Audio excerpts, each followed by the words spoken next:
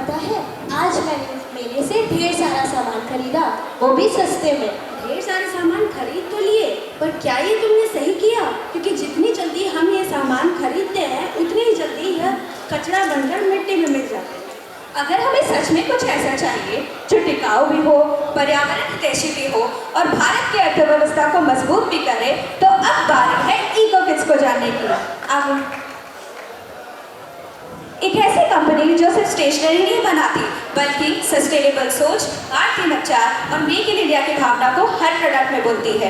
आज हमारे school college toxic non biodegradable stationery से भरे पड़े हुए हैं। सस्टेनेबल स्टेशनरी हमारे लिए खरीदने में कठिन और महंगे होते हैं और ये एग्जीबिशन या हैंडक्राफ्ट फेयर में ही पाए जाते हैं। ऑनलाइन भी ये महंगे बिकते हैं। इस सेगमेंट में अब तक कोई ऐसा ब्रांड नहीं जो बच्चों और विद्यार्थियों के बीच अपना एक नाम बना पाया हो।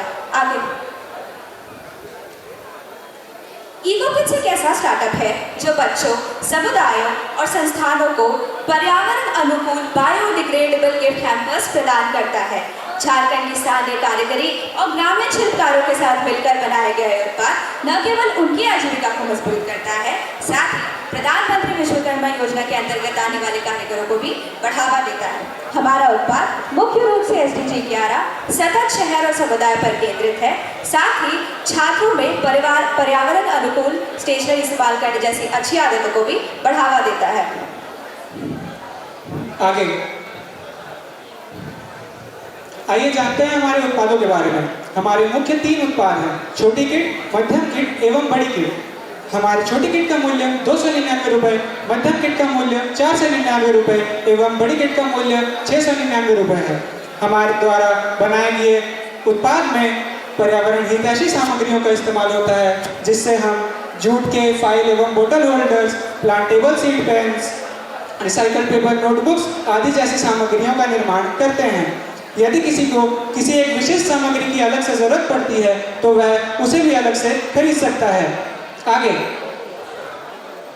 इको किड्स का बाजार बहुत बड़ा और विविध है। विद्यार्थी, अभिभावक, NGO, कॉर्पोरेट कंपनियां, स्कूल कॉलेज हमारे मुख्य ग्राहक हैं।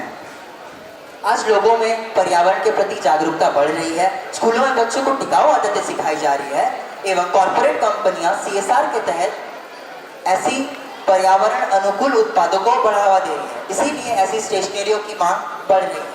इको किड्स न केवल सुंदर, सुरक्षित, टिकाऊ बल्कि सतत एवं पर्यावरण और समाज के लिए फायदेमंद उत्पाद बनाता है। इको किड्स इस क्षेत्र का एक बड़ा और प्रमुख एवं भरोसेमंद नाम बन सकता है।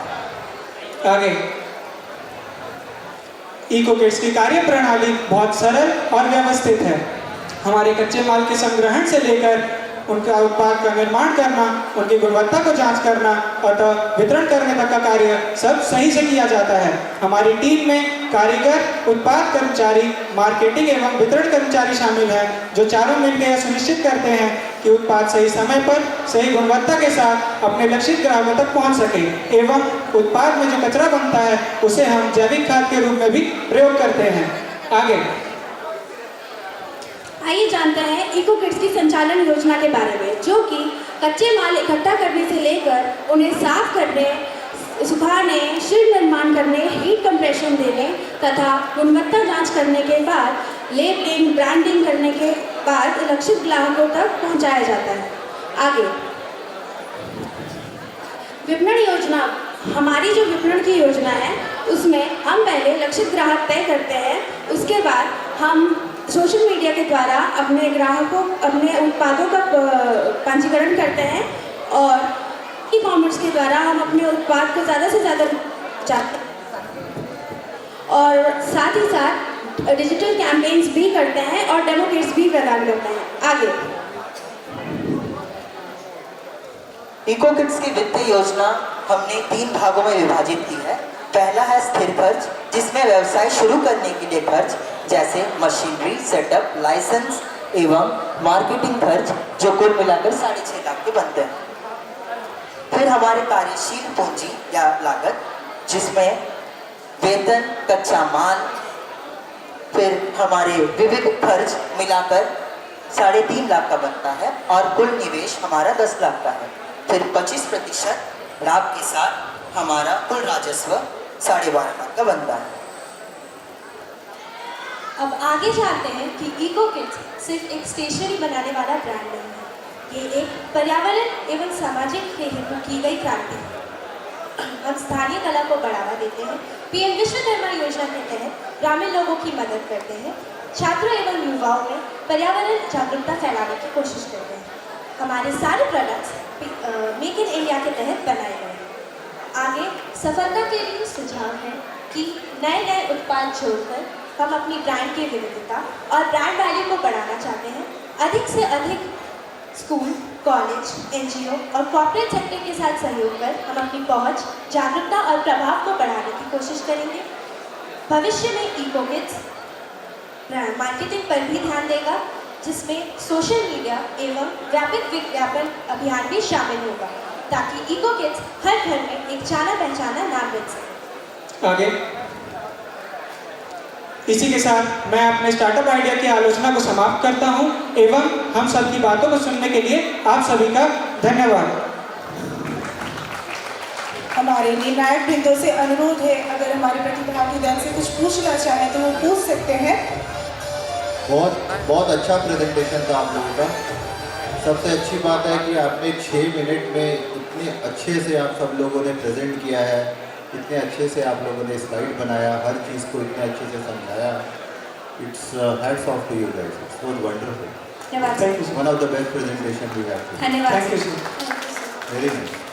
प्लीज़ इनके लिए एक बार ताली मार दीजिए अच्छे से। इतना कंजूसी मत करिए, बहुत मेहनत करके ये लोग यहाँ तक इतना अच्छा प्रेजेंटेशन दिए।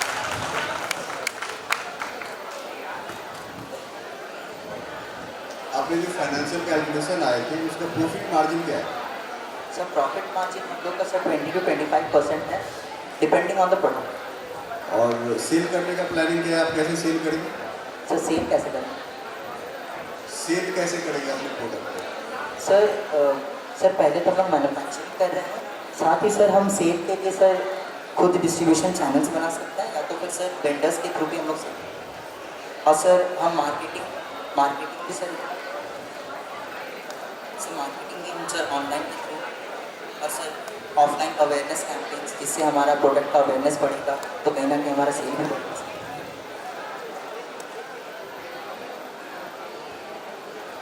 एक सजेशन है, वैसे बहुत कुछ सवाल नहीं है मेरा, कि जब भी आप लोग कभी कोई प्रोडक्ट के मार्केट के बारे में जब भी आप लोग बात करें तो किससे कंपटीशन, कितना बड़ा मार्केट है। इको फ्रेंडली प्रोडक्ट्स का बहुत बड़ा मार्केट है इंडिया में।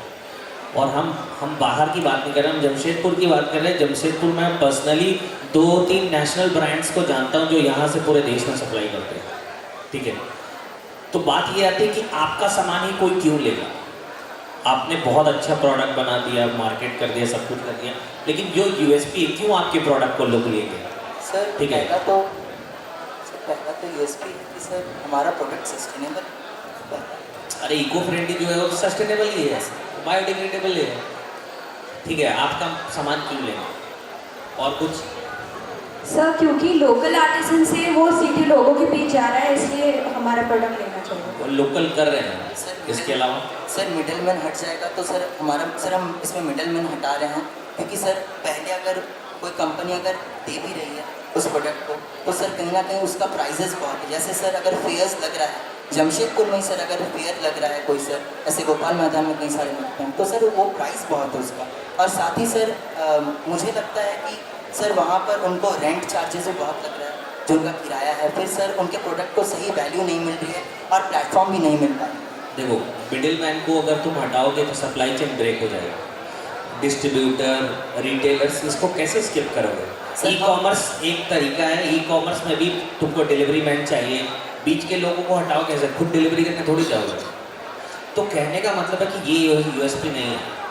तो इसके लिए सोच मत, मेरा सजेशन है, मैं तुमसे सवाल नहीं पूछ रहा हूँ कि तुम्हारा सामान कोई क्यों ले, उसके लिए सोचना होगा। और कॉम्पिटिटर किसको तुम कैसे बीट करोगे, ठीक है ना। इस सस्टेनेबल प्रोडक्ट्स की कॉस्टिंग का एक बहुत मारामारी है, समझ रहे हो ना। बहुत ज़्यादा कंपटीशन अभी बढ़ रहा है कि सस्ता कितना सस्ता और महंगा कितना महंगा, ठीक है ना। उसमें बहुत सारी अलग अलग कैटेगरीज है, बट ओवरऑल प्रेजेंटेशन अच्छी थी। फिनेंशियल्स में हमें आपने खर्च तो दिखा दिएगा, लेकिन रेवेन्यू कैसे आएगा उसका भी एक पार्ट होना चाहिए। सिर्फ आपने खर्च दिखाया, आप कैसे अर्न करोगे, कौन कौन से चैनल से क्या करोगे, ठीक है ना। तो ये भी इम्पॉर्टेंट पार्ट होता है। तो ये कुछ सजेशंस है, इससे प्रेजेंटेशन और बेटर हो जाएगा। Overall good. सर कुछ बोलना चाहते हैं? आप में से कितने लोग हैं जिन्हें ये अगर अपॉर्चुनिटी दिया जाए, मौका दिया जाए कि आप इस बिजनेस को स्टार्ट करें, तो कौन कौन लोग करेंगे? हाथ उठाइए। सर 1 2 3 4 ही लोग करेंगे। सर 5। तो हाथ ऐसे उठाइए। अच्छा, तो 100% करेंगे। थोड़ी देर हाथ ऊपर ही रखिए। तो आप पाँचों को अगर ये बोला जाए कि आप पाँचों को 1-1 लाख रुपया डालना है अपने तरफ से, ठीक है, उसके बाद आपको मार्केट से फंड रेज करना है, अब कितने लोग करेंगे? करेंगे आप 1-1 लाख रुपया डालेंगे? सर अरे हाँ या ना हो जवाब दे। हाथ ऊपर ही रखो। करेंगे? जी सर। अब हाथ नीचे कर लो। तो उसके बाद मार्केट से कितना चाहिए आपको पैसा स्टार्ट करने के लिए? आपने 1-1 लाख रुपया डाल दिया, आप पाँचों हो गए को फाउंडर्स, ठीक है। अब कितना रेज करना है? कितना चाहिए आपको इसको स्टार्ट करने के लिए? 1 लाख में कोई एक आदमी जवाब दे दो। सर अगर 1 लाख तो sir marketing, sir better marketing, sir social media marketing वगैरह सर अपना कैंपेन बढ़ाए तो सर मुझे लगता है कि सर 5 लाख प्लस सर हम कुछ गवर्नमेंट स्कीम्स जैसे मुद्रा योजना, उससे सर हेल्प लेकर हम फंड रेज कर सकते हैं। क्यों? पहले सबसे पहले किसके पास जाओगे पैसा लेने? सर पहले तो सर हमें खुद ही रेज करना है। नहीं, वो तो तुमने रेस कर लिया 1-1 लाख रुपए, वो तो मैंने हो गया वो। अब क्या करोगे? सपोज 5 लाख रुपए और चाहिए, किस इंस्टीट्यूशन के पास जाओगे मांगने के लिए? किसके पास जाओगे? सर मुद्रा योजना में सर इसमें sir non agro micro firms को गवर्नमेंट हेल्प करती है, उसमें sir up to 10 lakh government loan देती है in a very minimal rate of interest rate. Government देती है कि बैंक देता है? Sir government through banks. तो आप बैंक के पास जाएंगे और वहाँ से 5 से 10 लाख रुपया रेज करेंगे, ठीक है कि नहीं? सर हमारे बियॉन्ड जो बच रहा है सर हम 5 लाख यहाँ रेज करेंगे, उसके बियॉन्ड जो बच रहा है सर हम किससे? गवर्नमेंट से कि बैंक से? सर गवर्नमेंट हमें प्रोवाइड करेगी स्कीम को। ये है गलत जवाब। आप बैंक के पास जाएंगे, बोलेंगे हमारे पास 5 लाख रुपया है, आप हमें 5 से 10 लाख का एक लोन दीजिए, टर्म लोन, जिसको कैपिटल लोन भी बोलते हैं, उससे हम लोग ये बिजनेस शुरू करेंगे। मुझे ये समझ में नहीं आता कि आपके पास इतना अच्छा आइडिया है, आप पाँचों इतने केपेबल हैं, आपके पास 5 लाख रुपया भी है, फिर ये गवर्नमेंट क्यों रोते रहते हो? क्या शुरू में तारीफ कर दिया, तुम्हें क्या लगा कि एंड में भी तारीफ मिलेगी? तो ये गवर्नमेंट के पास भीख मांगने की क्या जरूरत है? सिंपल है, आपके पास 5 लाख है, आप पाँचों इतने केपेबल हैं कि आप एक बिजनेस खड़ा कर सकते हैं। बैंक के पास जाइए, 10 लाख रुपए लीजिए, हो गए 15 लाख, बिजनेस स्टार्ट हो गया। तो ये गवर्नमेंट करने की कोई ज़रूरत नहीं है, समझ गया? तो अब पहले अपने आइडिया और अपना जो बिजनेस आप करना चाहते हैं उस पर कन्विक्शन बिल्ड करिए, ठीक है? फिर जो आपके पास है उसको लगा दीजिए और फिर बैंक के पास जाइए। अगर आपका बिजनेस जैसा जो आप मैन्युफैक्चरिंग टाइप करना चाहते हैं तो bank is the best agency to give you loan at a very nominal rate of interest. Government के पास मत जाइए, पहले कुछ करके दिखाइए, फिर गवर्नमेंट के पास जाइएगा। फिर गवर्नमेंट समाज सब आपके पीछे खड़ा हो जाता है। पहले खुद अपने बल पे कुछ करके दिखाइए और ये दिमाग से निकाल दीजिए कि हमको गवर्नमेंट से कुछ लेना है। गवर्नमेंट ने बहुत कुछ दे दिया आपको, सड़क दे दी, पानी दे दिया, बिजली दे दी, अब और क्या क्या देगी गवर्नमेंट, है कि नहीं? तो गवर्नमेंट के पास मत जाइए। हाँ, गवर्नमेंट को आपको टैक्स देना पड़ेगा कमाने के बाद। ठीक है, थैंक यू सो मच। धन्यवाद सर। आपको सॉरी एक मिनट, ठीक है, thank you thank you sir.